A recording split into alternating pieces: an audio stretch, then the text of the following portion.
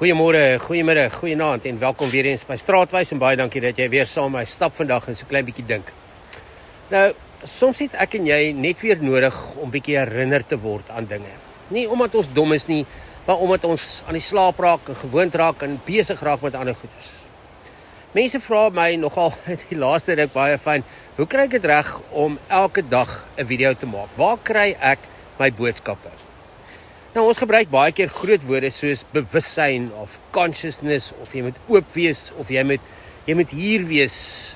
En dan sê mense ook, ek weet nie hoe God se stem klink nie. God praat nie met my nie. Maar dalk is die vraag nie of God praat nie. Dalk is die vraag, is ek wakker? Nou hier is die verskil. Ek probeer elke dag leef asof alles 'n klas en 'n les is. Elke gesprek, elke emosie, elke ding wat my ontstel, elke frustrasie en elke vreugde, dit sien ek as 'n les. Ek kyk nie net nie, ek probeer om raak te sien. Ek hoor nie net nie, ek probeer luister. Die lewe is baie keer soos, as jy kan onthou toe jy gestudeer het. Partykeer kom jy op 'n punt waar jy 'n paar bladsye gelees het, en skielik besef jy het geen idee wat jy die laaste ruk gelees het nie. Jy was fisies daar, maar nie bewus deel nie. En dan is daar weer ander tye wanneer jy aktief lees, wanneer jy deel word van die teks en wanneer iets jou tref. Nou dit is bewussyn. Dit is waaroor ons praat. Dis wanneer die lewe begin om terug te praat en te antwoord. Nou elke ding in die lewe het 'n boodskap. Skuldgevoelens, dis 'n uitnodiging om dieper te kyk na jouself en na die manier hoe jy optree. Hartseer, dis 'n venster na wat vir jou saak gemaak en wat vir jou belangrik was. Mislukkings is nie die einde nie, dis data wat jou leer van maniere hoe dinge nie moet werk nie. Interessant genoeg, wanneer dit met ons sleg gaan, raak ons baie keer meer sensitief om te soek. Ons soek dieper, ons luister skerper na antwoorde.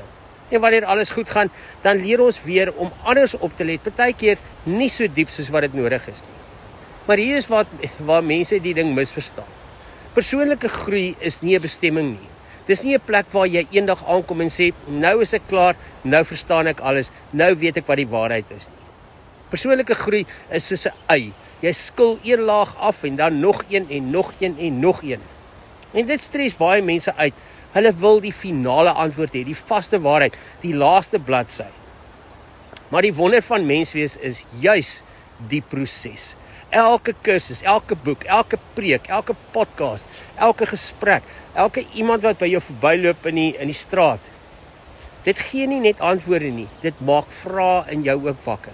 En vrae is nie 'n teken van swakheid nie, dis 'n teken van lewe en belangstelling en bewussyn. Ons word elke dag deur miljoene dinge gestimuleer, mense om ons, die natuur hier om my, nuus en musiek en teleurstelling en vreugde en liefde. Want die wêreld is fenomenaal.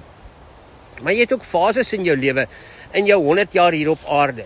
Soms skyn die son en jy sien die tekens baie makliker raak.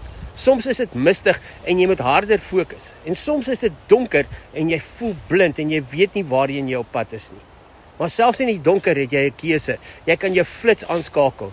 Want dit is makliker om in die donker te verdwaal as in die lig. Moenie vandag net kyk nie, sien raak. Moenie net ry nie, soek. Moenie net aanvaar nie, vra. Moenie net die hoofpad vat nie, ontdek ook die ompaadjies. Moenie net hoor nie, maar luister dieper wat rondom jou aangaan. As iemand jou interesseer, vra meer uit oor hulle. As iets jou pla, bid daaroor.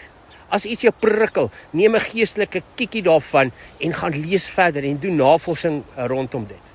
Ons is nomadies. Mense, miskien het jy te lank op een plek al stil gesit, want al die hout rondom jou is opgebrand en jy het lekker gebraai en al die gras is deur jou diere opgeëet en die watergat is droog en daar is nie meer bokke om te skiet nie. Ja, die nuwe is skerry, maar droogtes is stadige dood. Soms soek ons die groot brandende braambos as tekens en as oomblikke, daai dramatiese godmomente, maar die leiding lê ook in die klein bordjies langs die pad. As jy van Pretoria na Stellenbosch toe ry, staan daar nie in Kerkstraat in Pretoria al 'n groot bord wat sê Stellenbosch hierdie kant toe nie. Eers sien jy Centurion, Kroonstad, Bloemfontein, Beaufort Wes, klein aanwysings op die pad. Net omdat jy nog nie die groot droomtekens sien nie, beteken nie jy is nie op pad nie. Maar as jy die klein tekens ignoreer, kan jy maklik verdwaal of langer vat met onnodige ompaaie. Miskien praat God heeltyd met jou, in 'n gesprek, in 'n mislukking, in 'n gevoel, in 'n vraag wat nie wil weggaan nie.